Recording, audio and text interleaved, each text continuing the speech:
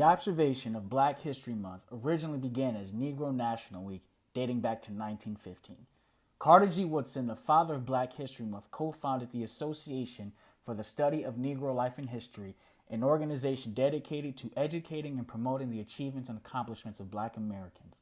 In 1926, the association sponsored a National Negro History Week to celebrate and inspire schools and communities across the country. At first, Negro History Week was celebrated on the second week of February to coincide with Abraham Lincoln and Frederick Douglass' birthday. Since 1976, the whole month of February has been designated as Black History Month. While Black History Month is meant to celebrate and acknowledge the great contribution of those from the African diaspora to American history, culture, and advancement, it also speaks to the resilience and the strength of the Black community in its fight for freedom and liberation from oppression. The foundation of America was built upon the genocide of the indigenous people of the land and the enslavement and oppression of Africans. White supremacy and racism have not only become the very fabric and DNA of America, but it has also become a global structure of oppression throughout the world. Black History Month is not only meant to educate folks on the history of Black Americans, but to speak to the history of America because Black history is American history. There is a common misconception that the Emancipation Proclamation ended slavery. However, that is far from the truth. In December of 1863, President Lincoln issued the Emancipation Proclamation, only freeing enslaved Africans in the Confederacy, not those in border states. On December 6, 1865, the 13th Amendment, the abolishment of slavery, was ratified.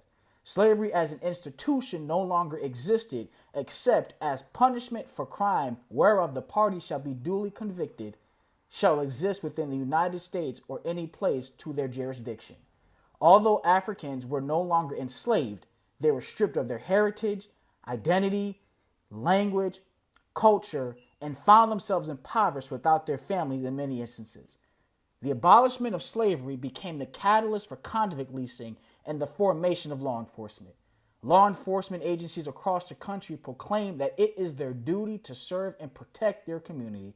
However, this new form of slave patrol serves as a reminder to the Black community their place in society in order to protect the social, political, and economic interests of white supremacy.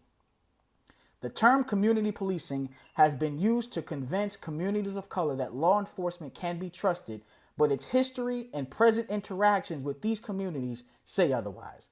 To serve and protect has resulted in Black and brown people not being safe in their homes, as Breonna Taylor, 26, was killed during a no-knock warrant as she was sleeping in her bed. Or in our communities as Dante Wright, 20, was murdered by Kim Porter due to a traffic violation as she claimed that she mistook her gun for her taser. We are not safe in public spaces as George Floyd, 46, was murdered by Derek Chauvin with the assistance of 3 additional officers as they kneeled on his neck for 9 minutes and 29 seconds after being handcuffed and secured on the ground over an alleged counterfeit $20 bill. Nor are we safe to walk or jog in our neighborhoods as Ahmaud Arbery, 25, as we can be gunned down by 3 white supremacists for being labeled suspicious. Unfortunately, but not surprisingly, we are not even safe in our sacred spaces of worship as a white supremacist can openly murder 9 innocent people and get detained without handcuffs, a bulletproof vest, and get Burger King. Law enforcement is only one aspect of a system that seems to perpetuate discriminatory practices and racist policies at the expense of Black life. Due to the failures of our educational system, it has voluntarily and involuntarily resulted in children of color being funneled to the criminal injustice system through the preschool to prison pipeline system. The racial disparities and inadequate treatment of minorities within the healthcare system has resulted in communities of color having a distrust of medical providers, hence the Tuskegee experiment. At times, the child welfare system appears to function as a reformed system of slavery that results in the separation and dismantling of families of color with the power, authority, and sanction of the government, or the mental health field where one goes to seek help but leaves with a label known as a diagnosis in order to bill the insurance company. While the system may have legal authority, it does not have moral authority. Reconstruction, redlining, Jim Crow laws, segregation, white terrorism in the KKK, convict leasing, lynchings, The war on drugs, mass incarceration, and police brutality are only the surface of the black struggle, yet we are still here. The epitome of hypocrisy is found in America's fight for freedom from British oppression, yet they were oppressing African Americans in the colonies. That same contradiction is found in America proclaiming to be a Christian nation, yet they treat black Americans as property and second-class citizens. The black experience in America is a life of suffering and humiliation in a white-dominated world. This experience is one of being traumatized, dehumanized, and regarded as less than human. But this experience also speaks to the power of the black community to make its own decisions regarding its identity and existence.